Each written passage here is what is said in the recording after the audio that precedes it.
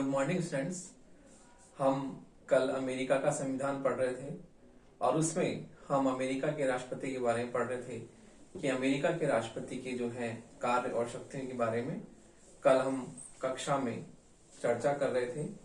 और हमने देखिए राष्ट्रपति के कार्य और शक्तियों में हमने कार्यपालिका शक्तियां पूरी पढ़ ली थी और उसके बाद आगे हम पढ़ रहे थे कि राष्ट्रपति की जो विधायी शक्तियां हैं वो क्या है। विधायी यानी व्यवस्थापन संबंधी शक्तियां जो है वो राष्ट्रपति की क्या है। तो हम देखते हैं, हमने कल पढ़ा था कि राष्ट्रपति द्वारा कांग्रेस को संदेश भेजना ये उसकी विधायी शक्ति है। उसी प्रकार से राष्ट्रपति द्वारा कांग्रेस के विशेष अधिवेशन आमंत्रित करना ये भी उसकी विधायी शक्ति है। फिर हमने पढ़ा था राष्ट्रपति द्वारा निषेधाधिकार वीटो का प्रयोग करना। तो राष्ट्रपति को वीटो का प्रयोग करने का जो है उसे अधिकार है।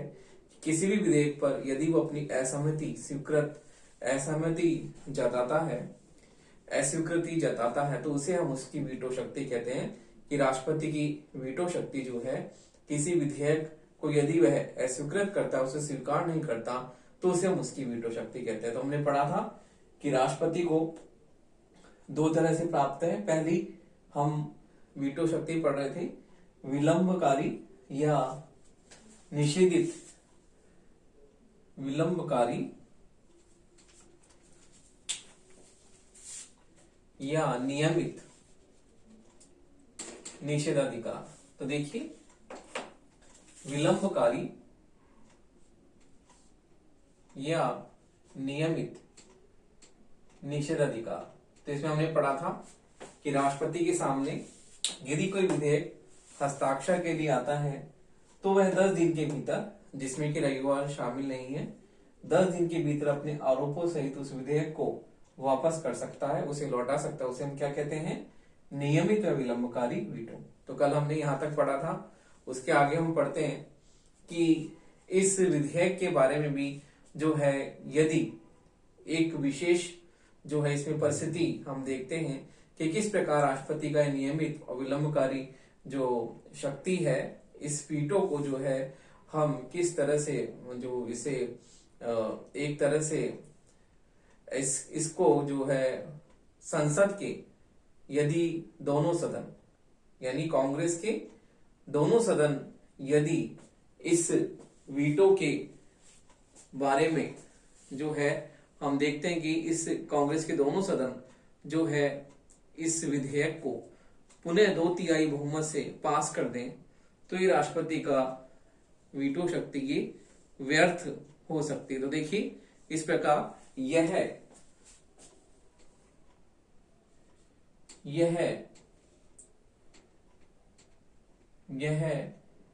वीटो शक्ति निरपेक्ष नहीं है। यह वीटो शक्ति निरपेक्ष नहीं है।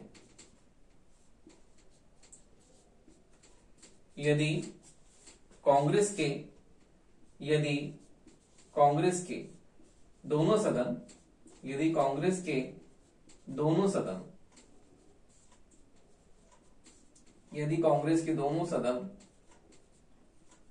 इसे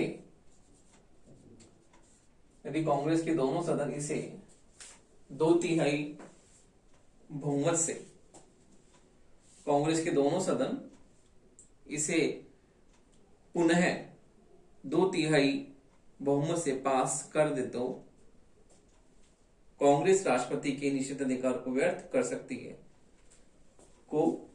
सदन इसे पुनः 2/3 बहुमत से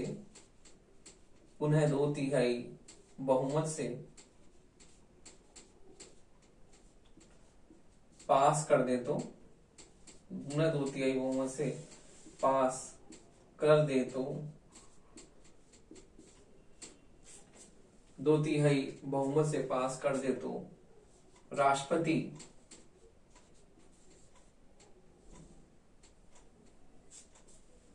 पुनः 2/3 बहुमत से पास कर तो राष्ट्रपति की इस वीटो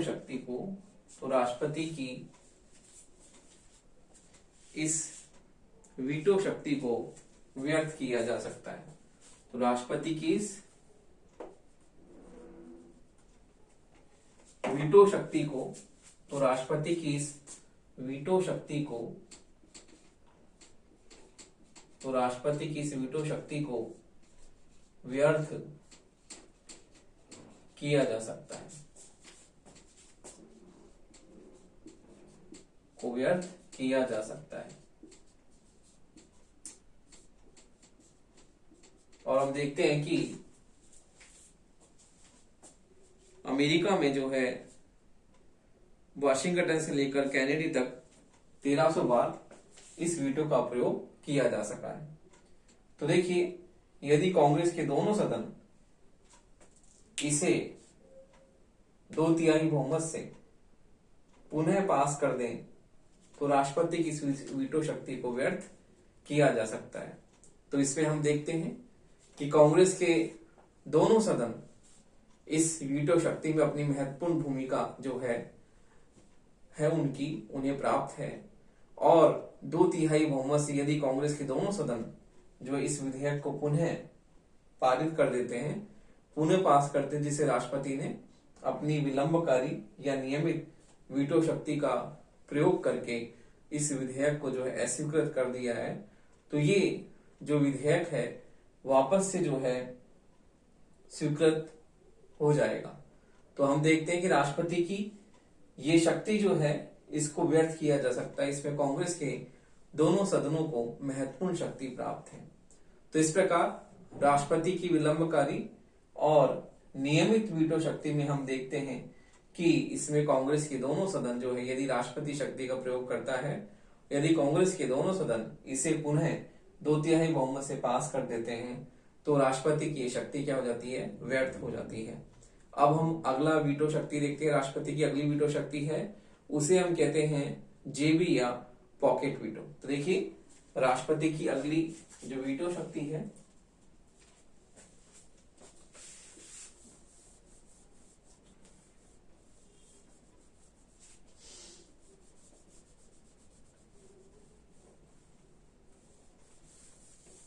देखिए, अगली राष्ट्रपति की जो वीटो की शक्ति उसे हम कहते हैं जेबी या पॉकेट वीटो।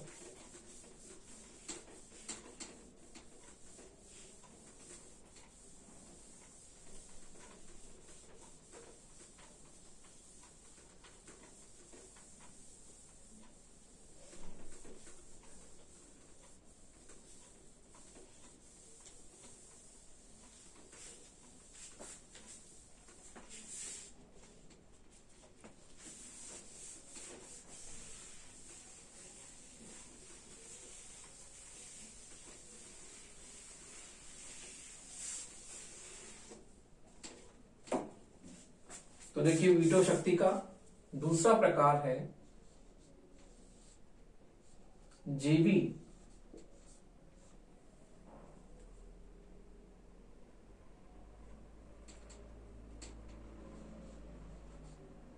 या पॉकेट वीटो।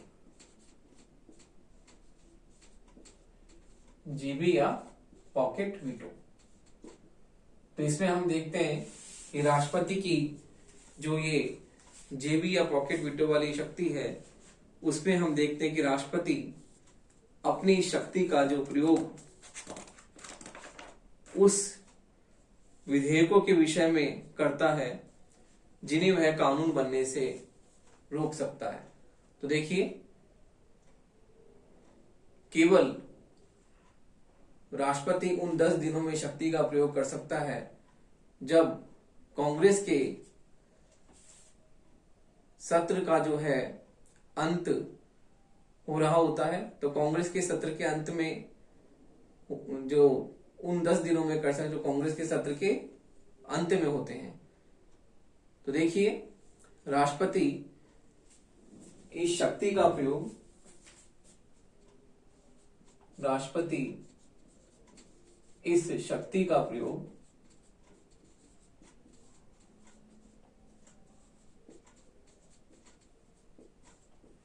उन विधेयकों के संदर्भ में करता है उन विधेयकों के संदर्भ में करता है जिन्हें वह कानून, राष्ट्रपति शक्ति का प्रयोग उन विधेयकों के संदर्भ में करता है जिन्हें वह कानून बनने से रोकता है, जिन्हें वह कानून बनने से रोकता है। तो देखिए, केवल उन 10 दिनों में इस शक्ति का प्रयोग करता है जो कांग्रेस के सत्र के अंत में होते हैं। तो देखिए, इस शक्ति का प्रयोग केवल उन 10 दिनों में कर सकता है जो कांग्रेस के सत्र के अंत में होते हैं। तो देखिए, इस शक्ति का प्रयोग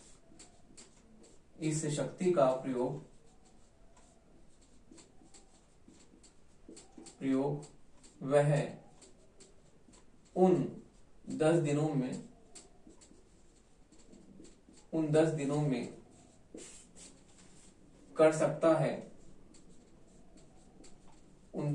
कर सकता है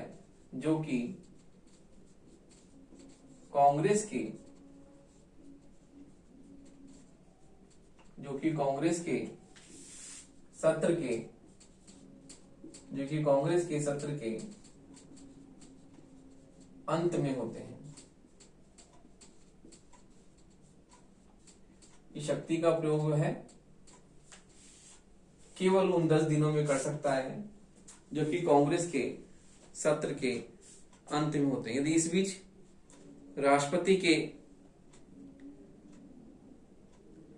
यदि कांग्रेस का अधिवेशन स्थगित हो गया है या कांग्रेस का कार्यकाल समाप्त हो गया है तो यह विधेयक भी समाप्त हो जाता है। तो देखिए, यदि कांग्रेस का अधिवेशन स्थगित हो गया है या यदि इन 10 दिनों के भीतर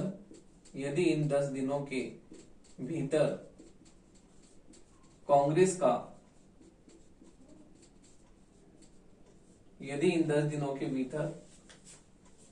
का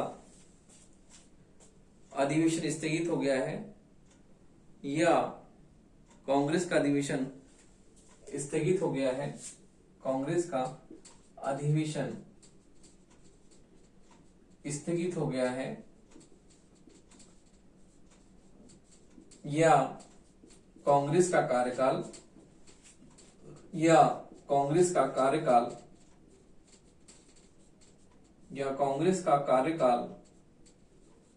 समाप्त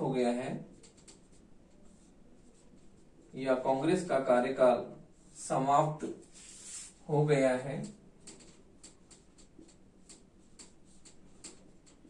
तो यह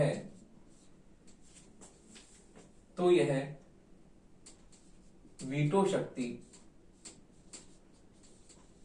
कांग्रेस का कार्यकाल समाप्त हो गया है तो यह वीटो शक्ति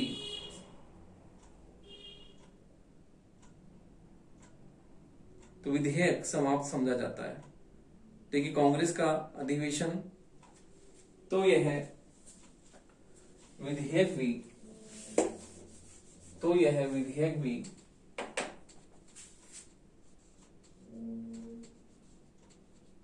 विधेयक भी समाप्त समझा जाता है। तो देखिए, राष्ट्रपति की जो दूसरी वीटो शक्ति उसे हम जेबी या पॉकेट वीटो कहते हैं। तो राष्ट्रपति इस शक्ति का प्रयोग उन विधेयकों के संदर्भ में करता है जिन्हें वह कानून नहीं बनने देना चाहता, कि उन विधेयकों के संदर्भ में वो कानून बनने से उन्हें रोकना चाहता है, उसमें वो शक्ति का प्रयोग करता है। और इस शक्ति का प्रयोग वह उन 10 दिनों में कर सकता है जो कि कांग्रेस के सत्र के अंत में होते हैं। तो केवल उन 10 दिनों के में ही ये कर सकता है जो कांग्रेस के सत्र के अंत में होते हैं। यदि इस बीच जो राष्ट्रपति के सक्षम रखे जाने के 10 दिन के भीतर। तो देखिए, यदि इस बीच में जो राष्ट्रपति के पास में विधेयक आया है, तो इन 10 दिन के भीतर यदि कांग्रेस का अधिवेशन स्थगित हो गया है या कांग्रेस का कार्यकाल समाप्त हो गया है, तो ये विधेयक भी जो है समाप्त समझा जाता है। तो हम देखते हैं कि राष्ट्रपति की जेबी या वीटो शक्ति इसे कहते हैं। और 1828 में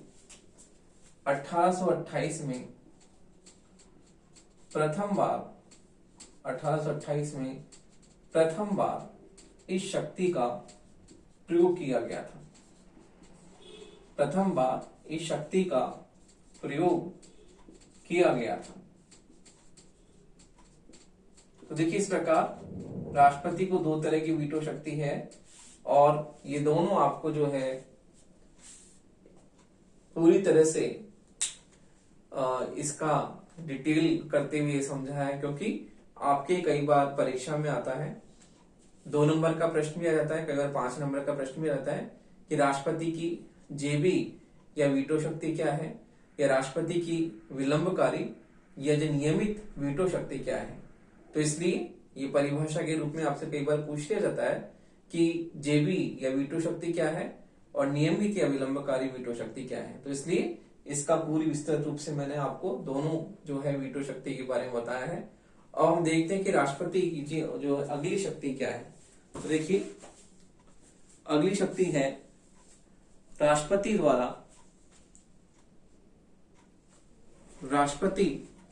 द्वारा कार्यपालिका आदेश जारी करना।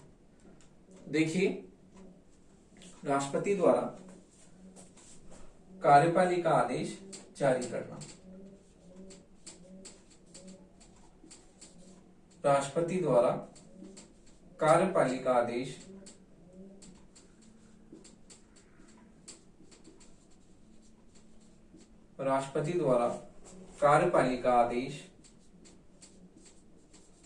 जारी करना।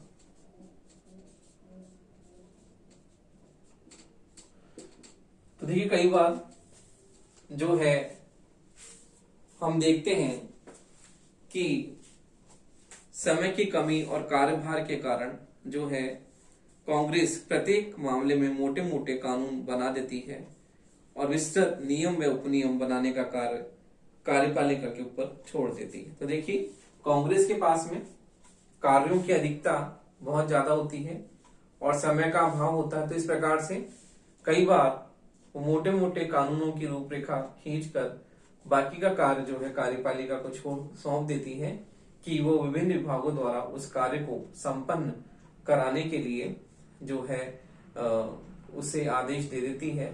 तो इस प्रकार हम देखते हैं कि इस प्रकार कार्यों की अधिकता के कारण वो कार्य कार्यपालिका को करने पड़ते हैं। तो देखिए, इस प्रकार हम देखते हैं कि जो है इस व्यवस्था के आधार पर राष्ट्रपति जो है प्रदत्त व्यवस्थापन का कार्य करता है और वह विभिन्न विभागों के लिए नियम उपनियम बनाता है और जो है उन्हें आदेश जारी कर सकता है।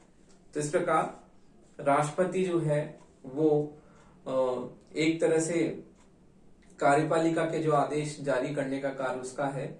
तो ये कार्य भी राष्ट्रपति करता है, क्योंकि कांग्रेस के पास में कार्यभार बहुत अधिक होते हैं और समय के अभाव के कारण जो कार्य जो है वो कार्यपालिका को सौंप देती है और राष्ट्रपति जो है इन नियम उपनियम बनाने का कार्य राष्ट्रपति स्वयं करता है। केवल जो है कांग्रेस मोटी मोटी रूपरेखा कानूनों की बना देती है और इस प्रकार विभिन्न विभागों को आदेश भी वो जारी करता है। इस प्रकार हम देखते हैं कि राष्ट्रपति जो है कार्यपालिका को आदेश भी जारी वही करता है। तो इस प्रकार हम देखते हैं कि राष्ट्रपति को जो है कार्यपालिका संबंध में भी जो महत्वपूर्ण शक्तियां प्राप्त हैं। अब हम देखते हैं अगली शक्ति जो है वित्तीय शक्ति और कार्य। तो देखिए, अगला पॉइंट हमारा जो है, हमने राष्ट्रपति की विधायी शक्ति कार्यपालिका शक्ति देखी, अब है वित्तीय शक्तियां एवं कार्य। तो देखिए, राष्ट्रपति की वित्तीय शक्तियां एवं कार्य। देखिए राष्ट्रपति जो है वित्तीय शक्ति और कार्यों में भी उसको महत्वपूर्ण भूमिका प्राप्त है और वो इन शक्तियों का जो है संचालन बहुत ही महत्वपूर्ण जो है उसके कार्य हैं जिन्हें वो संपन्न करता है। तो हम देखते हैं कि वार्षिक बजट जो है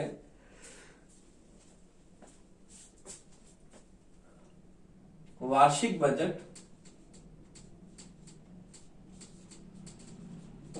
बजट राष्ट्रपति की देखरेख में ही बनता है, राष्ट्रपति की देखरेख में ही बनता है, क्योंकि राष्ट्रपति कार्यपालिका प्रमुख है और कार्यपालिका प्रमुख होने के कारण बजटिंग का कार्य भी वही संपन्न करता है। देखिए वार्षिक बजट राष्ट्रपति की देखरेख में ही बनता है और जो है वो किस तरह से ब्यूरो के निदेशक द्वारा तैयार, बजट ब्यूरो के निदेशक द्वारा तैयार किया जाता है और निदेशक के द्वारा ही कांग्रेस को भेजा जाता है। इस प्रकार कांग्रेस जो है बजट के आय व्यय को बढ़ा सकती है। तो देखिए बजट जो है मूल रूप से ही पास हो, किंतु हमेशा ऐसा नहीं होता। कुछ अवसरों में बजट में परिवर्तन भी हम देखते हैं। तो राष्ट्रपति अपने दल एवं समर्थकों की मदद से कोशिश करता है कि जो बजट को वो मूल रूप में ही उसको पास करा, लेकिन कई बार बजट में हम देखते हैं कि परिवर्तन हो जाता है। तो इस प्रकार से राष्ट्रपति जो है बजट के निर्माण में भी उसकी महत्वपूर्ण भूमिका हमें देखने को मिलती है। तो इस प्रकार वार्षिक बजट पर राष्ट्रपति जो है उसका पूरा नियंत्रण होता है, उसके निर्देशन में उसकी देखरेख में ही जो है बजट जो है वो बनता है। अगला हम देखते हैं कि न्यायिक शक्तियां, अधिकार व कार्य। तो देखिए राष्ट्रपति की न्यायिक शक्तियां व अधिकार इस प्रकार है। तो देखिए राष्ट्रपति की न्यायिक शक्तियां, राष्ट्रपति की न्यायिक शक्तियां एवं कार्य। राष्ट्रपति को जिस प्रकार से कार्यपालिका, विधायी और वित्तीय शक्तियां प्राप्त हैं, उसी प्रकार से उसे न्यायिक शक्तियां भी प्राप्त हैं। तो हम देखते हैं कि उसकी न्यायिक शक्तियां किस प्रकार से हैं। उसमें हम देखते हैं पहला पॉइंट है इसका कि वह सीनेट के अनुसमर्थन से ही संघीय,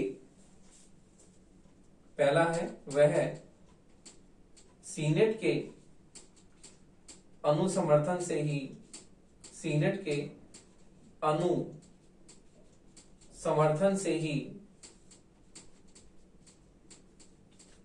संघीय, सीनेट के अनुसमर्थन से ही संघीय न्यायालय, संघीय न्यायालय के न्यायाधीशों की, संघीय न्यायालय के न्यायाधीशों की नियुक्ति, संघीय न्यायालय के न्यायाधीशों की नियुक्ति करता है, न्यायालय के न्यायाधीशों की नियुक्ति करता है। दूसरा है वह समाधान,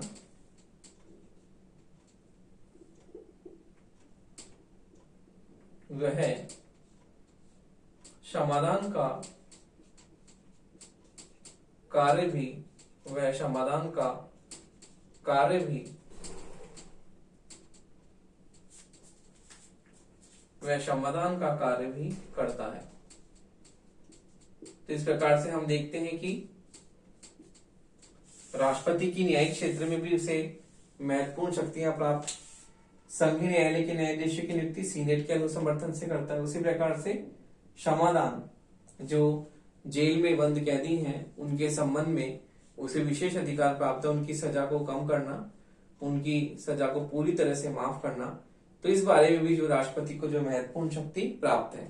और हम देखते हैं कि राष्ट्रपति जो है किस प्रकार उसे अगली शक्ति हम देखते हैं कि उसे क्या प्राप्त है। तो न्यायिक शक्ति, विधायी शक्ति और कार्यपालिका शक्ति के साथ साथ ही हम देखते हैं कि राष्ट्रपति की दल के नेता के रूप में भी जो है उसकी शक्तियां और कार्य हैं, उसके बारे में हम देखते हैं।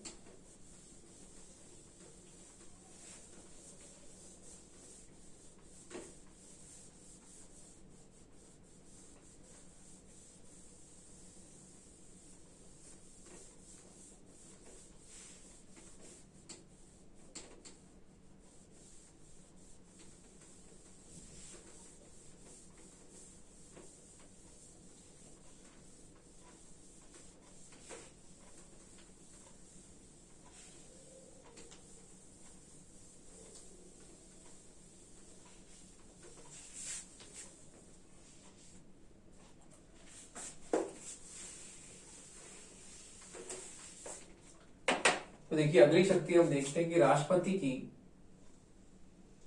दल के नेता के रूप में कार्य एवं शक्तियां। तो देखिए राष्ट्रपति की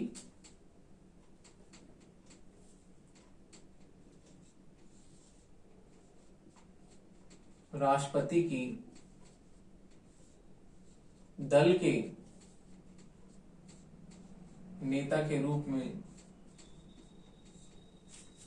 दल के नेता के रूप में कार्य एवं शक्तियां। दल के नेता के रूप में उसकी कार्य और शक्तियां क्या है, उसके बारे में हम चर्चा करेंगे अभी कि राष्ट्रपति की दल के नेता के रूप में कार्य और शक्तियां क्या है। तो देखिए राष्ट्रपति जो है अपने दल का नेता होता है और दल की राष्ट्रीय समिति के चेयरमैन को वह अपने दल का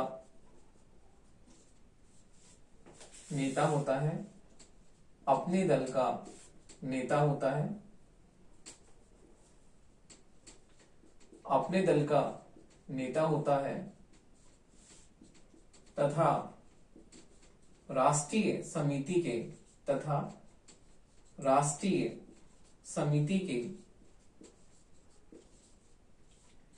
चेयरमैन को, राष्ट्रीय समिति के चेयरमैन को वह नियुक्त करता है। राष्ट्रीय समिति के चेयरमैन को वह नियुक्त करता है, वह नियुक्त करता है और उसी के परामर्श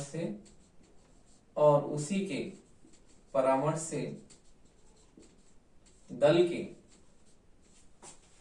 अन्य सदस्यों की, दल के अन्य सदस्यों की नियुक्ति कर, दल के अन्य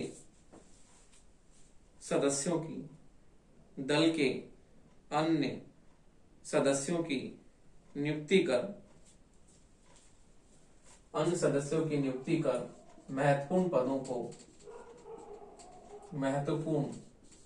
पदों को भरता है। तो देखिए इस प्रकार दल के नेता के रूप में भी राष्ट्रपति की जो है महत्वपूर्ण शक्ति उसे प्राप्त है, क्योंकि इस प्रकार से दल का मुखिया होता है और दल के मुखिया के रूप में हम देखते हैं कि राष्ट्रपति को महत्वपूर्ण शक्ति प्राप्त है कि वह अपने दल के नेता का दलीय स्वरूप में उसकी महत्वपूर्ण भूमिका हम देखते हैं कि दल का नेता वो होता है और राष्ट्रीय समिति के चेयरमैन को जो है वह नियुक्त करता है और उसके परामर्श से जो भी अन्य खाली पद होते हैं उन अन्य खाली पदों को भरता है। तो इस प्रकार से राष्ट्रपति जो है दल के नेता के रूप में भी उसकी महत्वपूर्ण भूमिका हम देखते हैं कि किस प्रकार से वह राष्ट्रीय समिति के चेयरमैन को नियुक्त करता है और उसके परामर्श से अन्य सदस्यों को जो है वो अपने दल में शामिल करता है। तो देखिए दल के नेता के रूप में वह अपने दल के सदस्यों के माध्यम से कांग्रेस पर अधिकार जमाता है। तो देखिए, दल के नेता के रूप में, दल के नेता के रूप में, दल के नेता के रूप में वह अपने दल के नेता के रूप में वह अपने दल के सदस्यों के माध्यम से, दल के नेता के रूप में वह अपने दल के सदस्यों के माध्यम से, अपने दल के सदस्यों के माध्यम से कांग्रेस पर भी, दल के सदस्यों के माध्यम से कांग्रेस पर अपना महत्वपूर्ण, कांग्रेस पर अपना महत्वपूर्ण, कांग्रेस पर अपना महत्वपूर्ण अधिकार जमाता है, कांग्रेस पर अपना महत्वपूर्ण अधिकार जमाता है। तो देखिए, दल के नेता के रूप में उसकी महत्वपूर्ण भूमिका है। दल के नेता के रूप में वह अपने दल के सदस्यों के माध्यम से कांग्रेस पर अपना महत्वपूर्ण जो है अधिकार जमाता है। तो इस प्रकार से हम देखते हैं कि राष्ट्रपति को विधायी, कार्यपालिका, न्यायिक, वित्तीय और किस प्रकार दल के नेता के रूप में उसे महत्वपूर्ण शक्तियां प्राप्त है। क्योंकि अमेरिका का राष्ट्रपति का पद जो है विश्व का सबसे शक्तिशाली और महत्वपूर्ण पद है, और उसके महत्वपूर्ण पद और प्रतिष्ठा को हम देखते हैं कि पूरे विश्व में उसका जो है कोई भी संस्था उसके पद की तुलना नहीं कर सकती। तो इस प्रकार से राष्ट्रपति का जो पद है अमेरिका का सबसे सर्वोच्च एवं शक्तिशाली महत्वपूर्ण पद है।